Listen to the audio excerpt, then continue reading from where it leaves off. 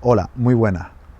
Hoy, en De Pura Cepa, nos hemos desplazado hasta el municipio de Aría para hablar con un artesano multifuncional, Aquilino Rodríguez Santana, valorado este año en la Romería de los Dolores por su trayectoria como artesano.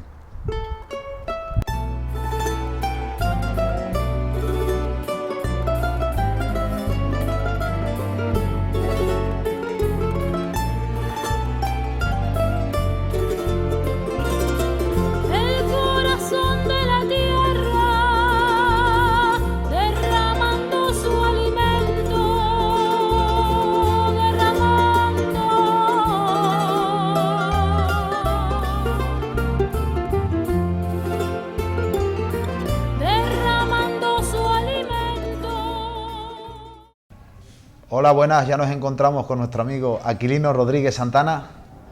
Buenos días, Aquilino. Muy buenos días, ¿qué tal? Ceramista multifuncional. Ceramista y artesano multifuncional. Vale. Porque no solo me dedico a la cerámica, yo conozco otros materiales, lo que pasa que a mí lo que hago ahora con respecto a la cerámica no me resulta costoso, no tengo gasto. Entonces yo puedo pintar, pero la pintura cuesta dinero, los pinceles cuestan dinero. En cambio aquí, con este producto, no tengo que comprar nada. Aquilino, comienzas a los 7 años tus inquietudes artísticas con plastilina, me decías. Sí, bueno, ¿En Tite Roy? Sí, en Tite Roy. Es lo que yo recuerdo, de mis recuerdos más de chiquitito, ese fue uno. Fue cuando mi padre me regaló una caja de plastilina que para mí fue un flash. Imagínate una cosa que se podía cambiar de forma, de colorini, ¿sabes? Entonces me llamó la atención. Y empecé a jugar. Pues, sencillamente, pues hacía una talla, por ejemplo, hacía un martillo, cogía con el martillo de plastilina, le daba la talla, se me escachaba el martillo, se me escachaba la talla. Era un recurso. Con la plastilina empezabas ya ahí tú a Sí. crear, digamos, tu... Sí, pero de alguna forma yo lo vi clarito, ¿sabes? Hombre, tampoco voy a ser el tío guay, ¿no? Que cuando tan pequeño se supiera, sino que sencillamente me gustaba, me atraía y se lo di a mi padre: papá, esto es lo mío, me gusta, quiero... ¿Qué te decía tu padre? Mi padre, Eso no da perras, eso no... No, mi padre me estimulaba en algunos momentos y otras veces me paraba las patas, como que sea un poco de realista, ¿no? Él a veces me comparaba, pero no creo que fuera por lo de la plastilina, me comparaba con un tío que desgraciadamente murió en un manicomio en Tafira. Te comparaba. Cada vez me recuerdas más a mi tío Antonio. Vale. Bueno, que por eso me llamo Aquilino Antonio. Aquilino Antonio, sí, que me dijiste también que la fecha de nacimiento 17/5/63 te apuntaron, pero no naciste en esa fecha. No, me apuntaron el 6, El 6. el día 6, pero yo nací el día 7 y mi madre dice: no, mi niño. A mí me ingresaron el día 6, pero el día 7, a las 2 de la madrugada naciste tú. O sea que mi padre cuando fue... Sí, ya se sabía ya que ibas a dar problemas, ¿no? No, vamos a ver, los problemas se los crea la gente. rebelde. Yo, sí. Aquilino, Sí. hay una cosa que me llama la atención. Mi nombre me lo da claro. Aquilino es un águila pequeñita. ¿Ah, ¿no? sí? Digo, ¿no? Aquilino, Aquiles, águila. Todo viene de la misma raíz. Desconocía. Antonio sí Perdona me es que más te conocido. corte, No pasa nada. Aquilino, de todas formas me decías que era una forma también de evadirte de lo dura que era la calle cuando Chinijo era un refugio un poco, ¿no? Lo del tema de, Sí. de la plastilina y de tú hacer tus cositas y... Me decías algo así. Yo ahora lo puedo decir alto y claro, para mí fue una terapia constructiva, en el sentido de que por un lado estaba desarrollando psicomotricidad fina, no sé, que es un ejercicio mental y físico, y bueno, cuando hacemos ese tipo de actividad, de alguna forma hacemos conexiones neuronales, pero bueno, eso no viene al caso. El caso es que yo era pequeñito, bajito, orejudo, con el pelo corto, y bueno, era motivo de risa y de burla y de broma, y bueno, el fútbol... Los chinijos eran muy crueles, no te gustaba el fútbol. Pero eso ha sido siempre, toda Siempre la ha vida. sido eso, exactamente. Lo que pasa Entonces que... hay gente que se integra, pues, que se relaciona con... pero claro, yo ahí no... ¿Para qué jugaba al fútbol? Siempre me ponían el suplente, Sí. esperando ahí, o me ponían de portero para mandarme más yangazo, y después las patadas y eso. Mira, estaba más tranquilo y mejor en casa con la plastería, haciendo animales, clavándole una flecha, metiéndole un petardo, explotaba los callos por los lados.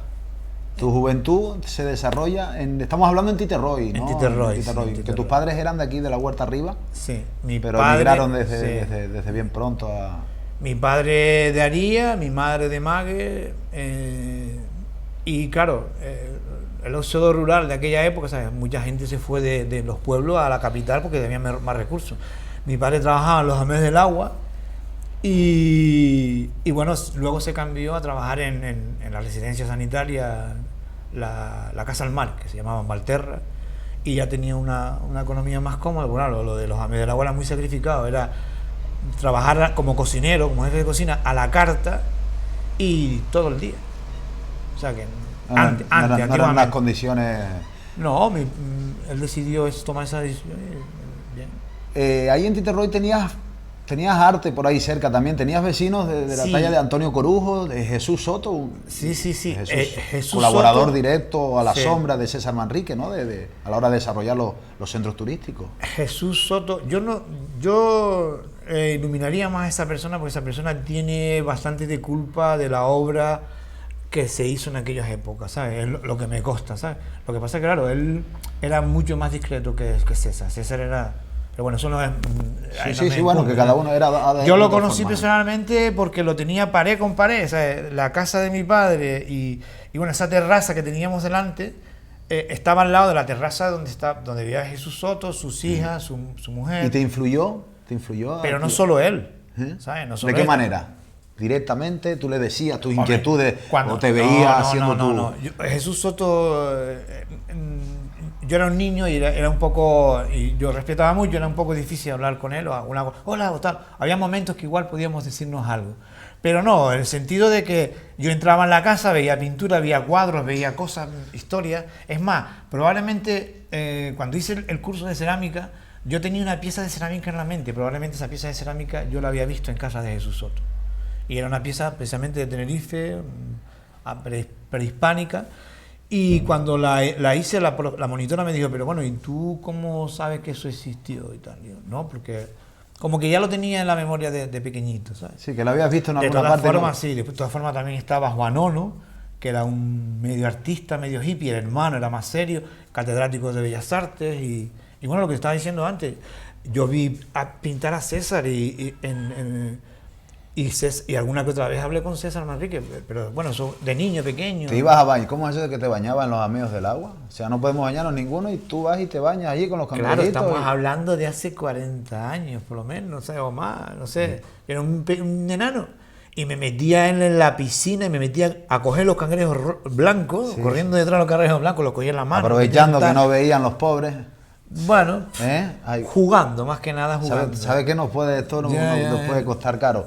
No, eso es pasado. Es más, broma, me bañé hasta con las tortugas. Antiguamente en la piscina de fuera habían tortugas y yo más de una vez cogí una tortuguita. ¿Habían tortugas en las piscinas? Claro, en la piscina había tortugas, era como un... Sí, para ¿y qué hacías? ¿Carreras con ellas? No, eso no. Yo las cogía, las miraba y aprendía las formas para luego hacerlas de plastilina. Vale. Era la observación continua de formas y texturas para luego hacer continuar con mi juego favorito que hasta la fecha.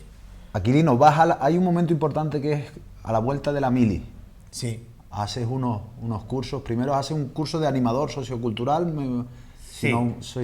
Sí, el tema es que toda esta historia es que después de la plastilina aparece el arcilla industrial, pero también era una frustración no poder endurecer la obra porque no tenía económicamente, no podía pagarme un horno eléctrico o de gas y ese tipo de materiales pues lleva una curva de cocción muy concreta, muy correcta y hay que estudiar mucho.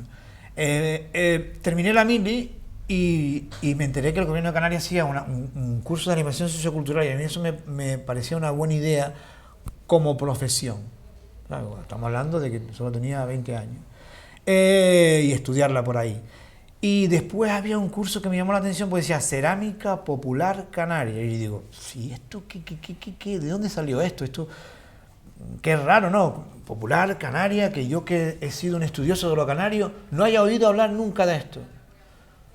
Pues digo, total, voy y me quedo otra semanita más de vacaciones. Y ahí lo flipé, porque ahí descubrí no solo parte del patrimonio cultural de la humanidad, puesto que esto es una de las primeras técnicas. Quien quiera que está a la vista, ¿sabes? Que esto no es... Desde los fenicios hay, ¿no? Incluso antes. Lo que pasa es que nuestra historia empieza por lo menos Lanzarote, las últimas dataciones radiocarbónicas y de yacimientos arqueológicos realizados por María Los Ángeles y Pablo Atoche, dan unas fechas y hay unos datos. Hay cerámica fenicia, metales, tal. Y entonces se especula que desde el siglo X a.C. hasta nuestros días, esta técnica cerámica ha ido de la mano con el pueblo canario. O sea, a pesar de la conquista, a pesar de los procesos de aculturación, a pesar del plástico de la sociedad, todavía, es más, yo soy un referente de esto, ¿no? Y bueno, a mí lo más que me preocupa es que no se le dé la importancia que tiene. ¿Sabes? ¿Existe un tipo de cerámica prehispánica y otro después de la conquista? Claro, hay unos cambios. Lo único que no cambia es la técnica. La técnica siempre se ha hecho a mano y sin torno, sobre una laja de piedra o sobre donde tú quieras, pero a mano y sin torno. Explícanos, desarróllanos cómo se hace la cerámica, ¿de dónde nace?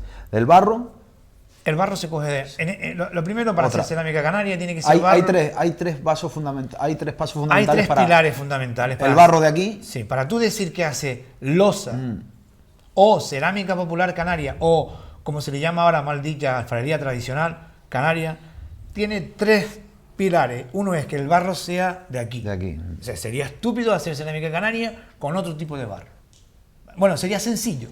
Porque pero ya sería, ya no estaríamos respetando la desde mi punto de vista, no, ¿sabes? Falta el barro algo. de aquí, sí. ¿Qué más? Que se ha hecho a mano y sin torno con todo el proceso. Porque claro, si tú coges, levantas una pieza y luego le pasas una esponja, ya estás cargándote lo más importante de esta técnica, que es neolítico. La piedra... El raspado, lo que hablábamos del... Pero es que es raspado, lisado, pulido, ¿sabes? Dependiendo de la época, se fue mejorando. Pero siempre con la misma fórmula. Podríamos alcanzarnos, si quiere Miguel, alguna piedrita de esas de las que hablamos que se utilizan para el raspado, ¿no? Sí. Si Miguel es tan amable y nos... para nosotros no movernos. Aquí tenemos algunas. Ven. Pero sí la lisadera sería interesante. Las que llaman lisadera sí sería interesante. Esto sería raspona, ¿no? Esas serían las rasponas, que se utilizarían para... Para raspar, ¿sabes? Pero también necesitaríamos otro tipo de herramienta que sería... Las cañas. Esa sería la última. Las cañas o los aros de barrica. La pieza se levanta a mano y sin torno, luego se recorta, si está blandito con madera y si está más duro con aros de barrica. Después de recortarla, se raspan para emparejar. ¿Ves que es como un papel de lija? Vas raspando para dejándolo un poquito más liso. Y luego se lisa, ¿sabes? Esta parte no se puede obviar de la técnica. Esto sí, porque si estamos haciendo cerámica prehispánica, en la prehispania los aborígenes no usaban ni bruñidores ni herramientas para pulir. Ten en cuenta de que esto digamos que es la última sería la última fase de la cerámica que se le da a la cerámica. Pero ¿no? en el proceso histórico también sería la última que se usa, porque esta técnica es una técnica matrilineal, se hereda de madre a hija. Primero era un oficio doméstico, las propias mujeres de estas poblaciones agroganaderas que introducen los fenicios en Canarias ya saben hacer esto. Y claro, cogen la piedra de la marea, primero era con las manos. Cuando encuentran la piedra de la marea dicen, mira, voy a usarla. Los callados, digamos. Los callados. Pero el callado se va desgastando y se va transformando, se va perfeccionando y cambia de forma. O sea, los prehispánicos no podían bruñir cerámica porque no tenían la herramienta. La herramienta esta se hizo de la herencia matrilineal. Si yo cojo esta piedra, la uso cientos de años, de madre a hija, se irá desgastando, cambiará de forma, se irá puliendo y servirá para la última fase de la cerámica, en este caso tradicional. Hay que diferenciar la cerámica prehispánica de la tradicional. ¿Por qué ese cambio? Porque hasta el 1400, siglo XV, bien entrado al siglo XV, no aparece no hay una guerra. ¿Me explico? Primero son los fenicios, luego son los punicios, luego son los romanos, pero ahí había un intercambio económico. Los romanos abandonan las islas en el siglo III y del siglo III hasta el siglo XV las Islas Canarias permanecen aisladas. Vienen aragoneses, vienen leoneses, vienen de piratas a coger esclavos, esquilman la población, que en Lanzarote era bastante numerosa, hasta que llega la guerra, la conquista y colonización de las islas. O sea, ¿qué ocurre? Todo lo neolítico era profano, era del diablo. Y había que destruirlo y había que... Todo. Por eso te encuentras un montón de trozos de cerámica rota. Sí. Y es difícil encontrar, por ejemplo, en Lanzarote es difícil encontrar la pieza entera. Porque expoliaban, robaban, mataban y rompían.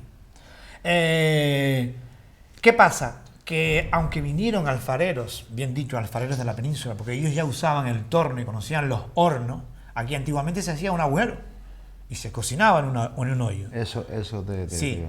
Después del siglo XV aparecieron, y a mí me parece un poquito hasta, me resulta gracioso, porque llegaron alfareros de Murcia, de diferentes tipos de la península, y piden dinero al cabildo para armar un horno, no sé cuántos miles de maravedí, y arman hornos de barro. Eso pasó aquí. Para hacer cerámica. En Lanzarote también, pero en Lanzarote hay que hacer ciertas diferenciaciones. Vale. Ciertas matizaciones. Porque donde más se usó el horno árabe de una cámara fue en el resto de las islas. Según me dices tú, vamos a ver, la tradición, o sea, la cerámica tradicional, como se tendría sería que estar... después del siglo XV. Después del siglo XV, vale. ¿Por qué? Porque cambian las formas. Todo lo tradicional viene del siglo XV, el folclore tradicional del siglo XV. Todo lo Estamos hablando ya después de conquista. Exacto, menos ya. La lucha canaria y la cerámica. La cerámica, ¿qué pasa? Que el que viene a hacer la cerámica aquí y hace su horno, no conoce el barro. Nuestro barro es volcánico, es un barro moderno, relativamente moderno en comparación con el barro continental. En el continente el barro está muy trillado, muy machacado, erosionado, mezclado. De esta manera, papá, tú coges de un lago la arcilla y la usas directamente. No, aquí nosotros tenemos que hacer todo ese proceso geológico. La arcilla no es lo mismo que el barro. Vamos a ver, la arcilla es como decir pescado y pescado. ¿Sabes? Por Pescado. eso te digo, la arcilla es otro. La arcilla prácticamente es lo mismo. Y hay diferentes calidades y diferentes tipos de arcilla. Arcilla se le llama a un producto cerámico, una pasta cerámica. Hay diferentes, pasta egipcia, no sé cómo. Sí. Es una pasta. ¿Qué es lo que pasa? Que la arcilla es la forma fina o técnica de hablar. El barro es lo más nuestro, lo más bruto. No, la arcilla a mí me suena peninsular, si te digo la verdad. ¿No? Sí. O sea que nosotros siempre hemos llamado... dentro de esta defensa de nuestras costumbres vamos a defenderlo ya en todos los ámbitos. Nunca ¿no? lo hemos llamado arcilla, siempre sino se llama barro. Vale. Barro, y bueno, después lo mismo pasa con cocinar. Nosotros no cocinamos, nosotros guisamos. Las cerámicas se guisar. Pero son... Te iba a comentar, en términos ceramistas... La tercera pata. Ceramista, perdón. Falta ahora la tercera pata. La tercera parte sería que era... fuego de leña. O sea, tiene que ser horno de leña. Vamos a ver, ahora mismo en todo el mundo ya es difícil encontrar una persona que trabaje con barro volcánico. En todo el mundo ya es difícil encontrar una persona que trabaje a mano y sin torno. Pero todavía más difícil encontrar en todo el mundo a alguien que trabaje con leña. Somos muy pocos. Es más, hay congresos excepcionales y especiales para cocciones de leña. O sea, nosotros todavía conservamos lo más antiguo, que es el primer horno de leña, que era una hoguera. O sea, con este barro y con esta técnica se puede desarrollar eso. Y luego, como te dije, después del siglo XV, la alfarería tradicional se diferencia en que se usaba horno de leña de una cámara, donde el fuego está en contacto con la cerámica. Aquilino, hay un momento en el cual tú abandonas Arrecife y te vienes a Punta Mujeres. También es un momento importante a la hora de tú desarrollar esta labor que has desarrollado. Claro. ¿Recibes el apoyo del Ayuntamiento de Aría? ¿Te ofrecen...? Sí, claro. Bueno, vamos a ver una cosa. Aquí hay que agradecer, pero también hay que tener en cuenta de que ha sido muy sacrificado. Te lo has currado, vamos a ver una cosa. A mí no me ha dado nadie nada por malo. Sí. Por pero malo. Bueno, has recibido. Todo lo contrario, por bueno me han estado contando el rollo. Sí. Pero bueno, esos son otros temas y esos son historias tristes. El tema es sí que mi compañera, mi pareja y yo decidimos tener descendencia. Sí. Y claro, en ese periodo pues estábamos viviendo en Arrecife y empezamos a hacer obras en casa para la criaturita que iba a venir. ¿Qué pasa? Que se nos hizo tarde y tuvimos que cambiar de espacio. Nació el chinijo y no había dónde meterlo. Exacto. La casa parecía más bien nada, unas zajas y por aquí y por allá. Nació antes. ¿De 7 No, meses? no, nació con la edad Vale. perfecta, pero claro, para ella era mejor estar en la marea, a la orilla de la marea, en una casa. Se desplazan a Punta Mujeres. Sí, una casa en media Vale. herencia de Bueno. del padre, etc. Y llegan a Punta Mujeres y ¿qué pasa? Ahí, pues, yo seguía con la obra, pero me venía para acá y claro, dejé de hacer. El cambio fue el siguiente: que empecé a montar en el mercadillo de Aría, el mercadillo artesanal por excelencia de Aría. Y empecé ahí a vender y un poco a buscar la economía y también a buscar poco salida autosust, ¿no? Exacto, y desarrollar este compromiso cultural con la sociedad. ¿Y qué pasa? Empiezas en el mercadillo y ¿qué tal te...? Bien, es más, cuando en aquella época se vendía bastante bien. Sí. Sí, hombre, las cosas han cambiado a todas medidas, ¿no? Pero que en aquella época, tampoco era para tirar voladores, pero por lo menos había otra entradita adicional. De todas formas, yo también he alternado una cosa con otra, porque claro... No daba para vivir de esto solo. Nunca ha dado en la historia. Nunca ha dado en la historia. Es un poco vocacional. Pero ya no es solo vocacional, ya también es otro estilo de vida, ¿sabes? No sé, yo para mí es no tener que depender ahora de... O sea, yo estoy al paro y claro, en vez de estar pensando y remontándome la cabeza, lo que hago es esto, una terapia ocupacional que recomiendo a todo el mundo para como relax y demás. Es más, la idea es de empezar a dar cursos o a dar sesiones de arte terapia, que es muy importante. Me hablabas de eso. Sí. Eso me hablabas, te quería preguntar de eso después. Quería que me diferenciaras, vamos a ver, entre, por ejemplo, cuando dices losa, o sea, mi madre a mí me mandaba a fregar la losa y yo nunca vi barro por ninguna parte. ¿Es correcto cuando claro, nos referimos a esos platos de... ¿Eso vale, qué es? ¿Cerámica? Pero tú qué edad tienes, ¿sabes? Vamos a ver. La edad, por motivos de protocolo, no las vamos a dejarlo aparte. Te digo una cosa. El tema es que a principios del siglo XX, te recuerdo que aparece el plástico, la acción oxidable. Es más, los medios de comunicación eran más fáciles, ¿sabes? Vamos a ver una cosa. La cerámica sobrevivió porque era estúpido traer barro de fuera o traer cerámica de fuera, porque esto encarecía el producto. Entonces había una gente que podía hacer cerámica aquí, no cambian las formas, claro, las formas prehispánicas desaparecen por completo y se vuelve más funcional, ¿no? Exacto. Claro, antes se hacía todo en el suelo, ahora se hace en la mesa. El fondo tiene que ser plano, etcétera, etcétera. O sea, los aborígenes de paz se acostumbran y ya empiezan a copiar formas de fuera. Se pasa como bueno. Pero claro, eso es al siglo XX. En el siglo XX el avión, los barcos traen losa de fuera, pero claro, ¿qué pasa? Siempre se ha llamado losa. Cuando tú incorporas un vaso de cristal dentro de los de barro, pues sigue llamándose vaso losa. A medida que se va rompiendo lo de barro y vas incorporando nuevas piezas, seguimos llamándolo losa. Pero no es correcto el referirnos a la losa como tal. Los platos de donde comemos hoy en día. Mira, lo correcto es un poco así. Vamos a ver. Losa, en términos cerámicos, se llama a un tipo de producto. ¿Sabes? Losa es... ¿Con alguna utilidad? Sí, primero, que sea o decoración. No, cuando es decorativo, ya sería otro tema. Tú imagínate que jugamos un trozo de barro, 2 trozos de barro. Con un trozo de barro hacemos un plato. Y con un trozo de barro hacemos un novio del mojón. O sea, lo cocinamos y si la cocción es lo guisamos, si es entre 750 y 800 grados, es losa. A eso se llama loza. El novio del mojón lo cocinas a esa temperatura y no creo que quede, que quede nada servible, ¿no? Sí. Claro, tiene que... ¿Aguanta para la boda?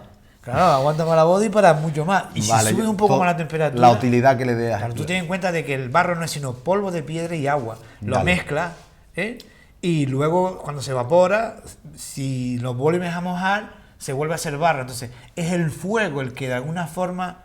Consolida y es lo que esa mezcla. Y es lo que hace que perpetúa la cerámica, que forma parte de nuestros conocimientos culturales. Toda la cultura que se conoce de todos los... es por la cerámica, no por otra cosa. Bueno, los huesos y demás. Aquilino, en esta entrevista la alternaremos con algún documento en el cual, bastante interesante, en el cual se te ve a ti mezclando el barro con arena. Sí. ¿Puedes explicarnos por qué? Sí, como te dije antes, el polvo se mezcla con agua y al unirlo tienes una masa. Cuando se evapora el agua, encoge. Nuestro barro es un barro moderno, es muy nuevo, es reciente y es muy, muy fino. Yo lo cojo arriba de la montaña, mientras que en otros sitios lo cogen debajo, en los lagos. Aquí casi prácticamente coger barro sedimentario es un poco difícil porque se va toda la marea, ¿no? Se puede coger, pero no tiene la suficiente calidad como para hacer una obra. El tema es que yo cojo el barro de la montaña y es tan fino que bebe mucha agua. Si bebe mucha agua, contrae mucho. El proceso de secado normalmente se agrieta, y no solo en el secado, sino también en el encogimiento que hay en el fuego, también encoge. Se funden y se unen más las partículas del barro. O sea, la arena de algún modo sirve para reducir el porcentaje de contracción. Ayuda a aguantar el choque térmico.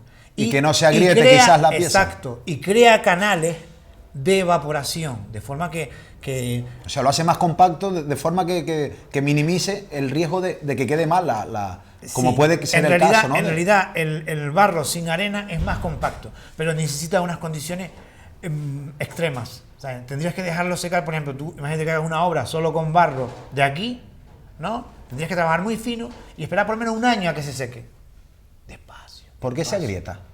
Porque no hay una armonía, porque es demasiado rápido. Demasiado rápido el movimiento de... Tú coges una pieza de barro, la pones al sol, se seca y hace clac, clac, clac, se estalla. ¿Qué pasa ahí? Se estalla. ¿Qué falló? ¿Qué falló? Que se encogió demasiado rápido. Demasiado pronto. Eso nos pasaría igual. Y para atenuar eso, ¿qué es para lo que amortiguar, se mezcla con arena negra y se mejoran las condiciones de secado. Cuanto más lento sea el secado, más tiempo estás dando a que las cosas se coloquen en su sitio. Poco a poco, poco a poco. Pero si hace de repente, ¡clac! Eso es lo mismo que nos pasaría. ¿Tienes un reloj para la hora de desarrollar cualquier obra? No. Aquí estamos hablando de donde hemos aprendido es de la práctica, ensayo y error. ¿Sabes? Yo he roto miles y miles y miles de piezas. Bueno, y roto no, se me han roto miles y miles y miles de piezas. Cada error, cada rotura me ayuda a saber qué es lo que no tienes que hacer. Sí, ya estoy más cerca de lo que tengo que hacer. Pareces Edison cuando estaba investigando para descubrir la luz. Que cada vez que fallaba dice, ya sé una forma más de la cual no voy a dar con la clave. Pero dio con la luz. Poco más o menos eso. Tiene que estar controlando lo que es el aire, las corrientes de aire, las subidas de calor, la humedad del ambiente donde está secando la pieza. ¿Sabes? Tienes que saber la cantidad de agua que pone al barro. O sea, somos alquimistas del siglo XXI. Estamos trabajando con los 4 elementos: el agua, la tierra, el aire y el fuego. Entonces, yo no uso termómetro para el fuego, yo no uso nada. Yo sencillamente la experiencia y la observación. De alguna forma transformas la materia, ¿no? Sí, el origen de transformas la materia en diversidad de formas. Aquí tenemos, después ya el amigo cámara, yo puedo decir desde delfines. Sí, después lo bajamos. Yo puedo decir que hago 3 tipos de cerámica. Hago cerámica, pero con el mismo arcilla, con el mismo barro, con los colores que son tierras de la isla, con el mismo fuego. Hago 3 tipos de cerámica. Cerámica prehispánica o prehistórica, con sus momentos, porque hay un momento fenicio, un momento punicio, un momento romano, hay un periodo de aislamiento hasta el siglo XV. Luego hago cerámica tradicional, conozco las formas de todas las islas porque, claro, mi curiosidad me ha llevado a aprender. Y luego hago cerámica contemporánea. Eso te iba a decir, el siglo XXI, porque es que vas tanto para atrás. El siglo XXI, a ti te interesa vender, ¿no? Sí, sin dejar tu legado, A mí me interesa vender, pero no a cualquier precio. No, a ver, no, por Dios.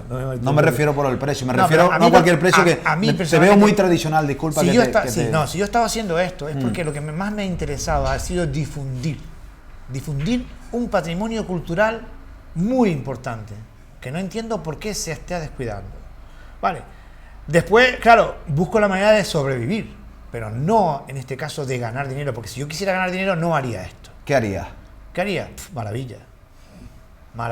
¿Qué harías? Vamos, yo tengo un potencial creativo, soy autodidacta, aunque no he estudiado. Tengo un potencial creativo, te dije que soy multifuncional porque conozco muchos materiales, muchas herramientas. Claro, o sea, he instalado en mi cerebro un chip creativo. Entonces yo puedo hacer tu cara, yo puedo pintar tu rostro, hacerte un retrato, ¿sabes? Lo puedo hacer. Pero ¿qué es lo que pasa? También nos comentabas antes que lo puedes hacer en barro. Claro, claro, el delfín o... Lo acabo de Sí, sí, hecho, sí, sí, ya, sí. ya después nuestro compañero cámara lo podrá... Es lo eso, mejor es señor- alucinante, se ve un señor con Un señor una dice- réplica, dice- parece su niño interior. Dice, quiero que me haga un gnomo de jardín. Yo digo, vale, muy bien. Sí, sí, pero quiero que tenga mi cara. Y digo, vale, muy bien.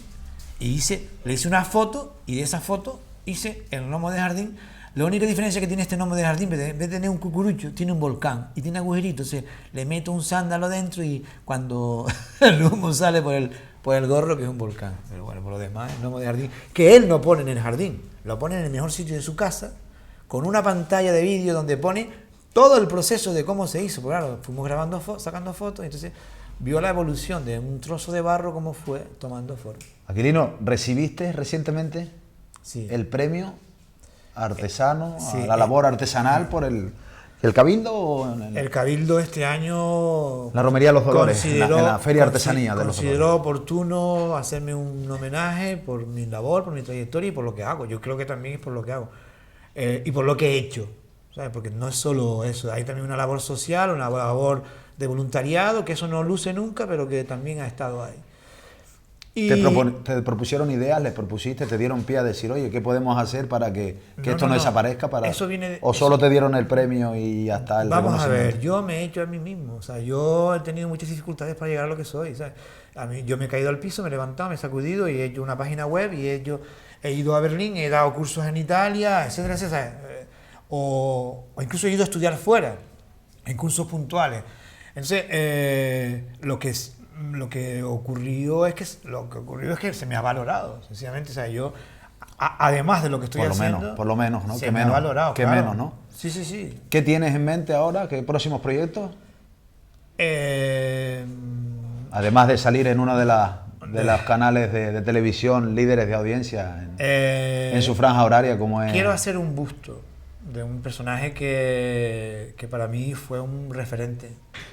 Pero bueno, eso lo vamos a dejar ahí. No, No, porque si te doy el nombre... Vale, no digas el nombre. Por lo menos Pero nos avisará cuando lo tenga hecho para no venir solo quiero hacer un busto, quiero hacer varios, ¿no? Varios. Porque hay personajes que se merecen que su figura, su forma... Gente la cual tú valoras, quiere decir, por su trayectoria y por Claro, su... claro. Sin ir más lejos, el estadio de fútbol se llama Ladislao Rodríguez. Mi tío es Ladislao Rodríguez, el peluquero de aquí. Entonces, Premio Canarias Premio Canarias, yo creo que... Premio ¿sabes? Canarias a...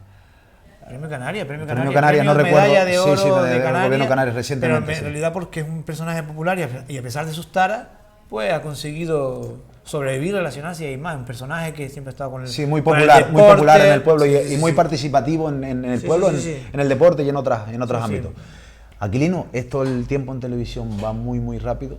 Ya. Tendríamos para tienes ahora, tela para pero es lo que tiene. No, cuando quiera venir otra vez. Es lo que tiene. Gracias por Capítulo este 2. ratito, por conocer un poquito más de la cerámica, de la loza. Lo que no te veo es ninguna ondilla para amasar gofio.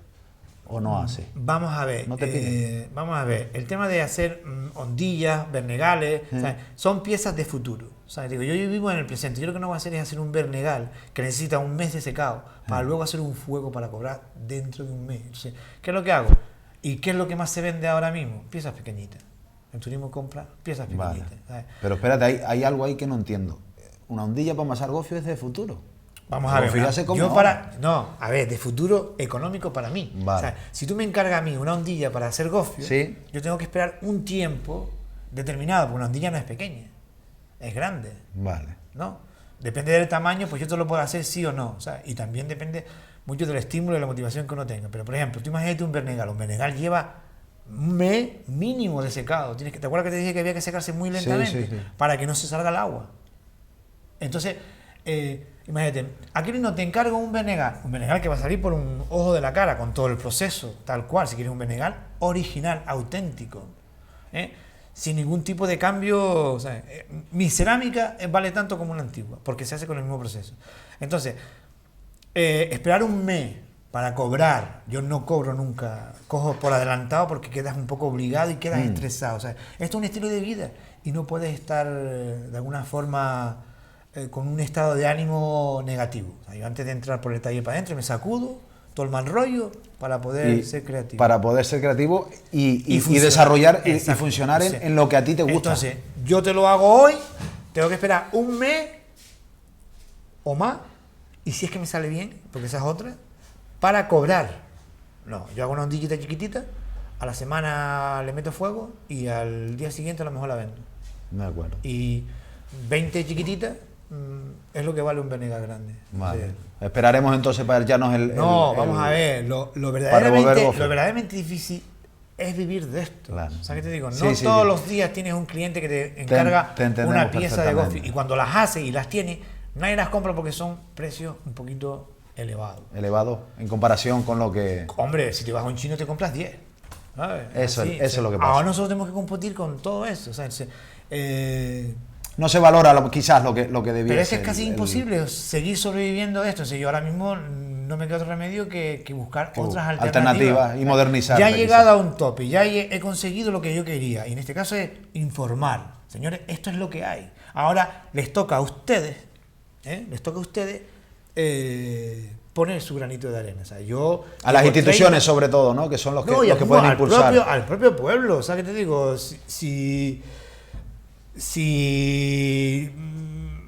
A la gente, ¿sabes? Sencillamente con que Con que conozca, compren, no, y con que compren también será alguna forma de todas darle formas, vida, ¿no?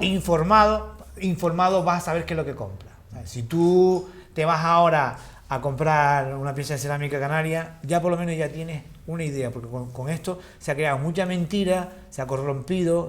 Ten en cuenta Hay de que en falsedad. el siglo XX nació lo que se llama la cerámica de guiri, cerámica de turista. Claro, esta técnica sobrevivió gracias a que el turismo llegó aquí. El turismo se interesó por esto y floreció otra vez. Ten en cuenta de que muchos centros loceros murieron en el siglo XX. Este de la Atalaya de Santa Brígida sobrevivió, del cual yo soy alumno. me señalabas, Exacto, yo soy alumno de una de las escuelas más indigenistas de toda Canarias. ¿Qué pasa? Que esa misma técnica se exportó, se cambió, en un sitio mejoró, ¿sabes? Y claro, cada isla tiene su idiosincrasia, su fórmula, su historia. Aquilino, dicho queda. El tiempo se nos ha ido, muchas gracias. Gracias a ustedes por darme la oportunidad por abrirnos las puertas de poder tu taller difundir, ¿sabes? y muy agradecidos. Nosotros no podemos sino invitarlos a un nuevo programa de Pura Cepa aquí en Biosfera Televisión. Desear que les haya gustado tanto o más como a nosotros estar aquí con el amigo Aquilino. Por lo demás, no queda más que despedirnos. Sean felices y hasta una nueva ocasión.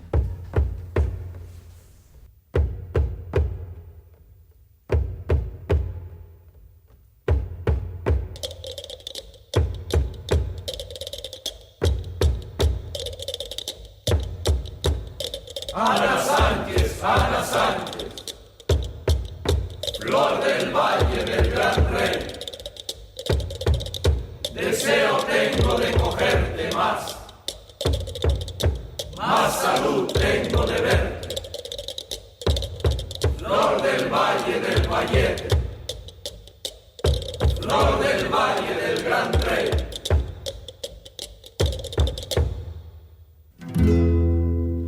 Lupe, Lupe, Guadalupe,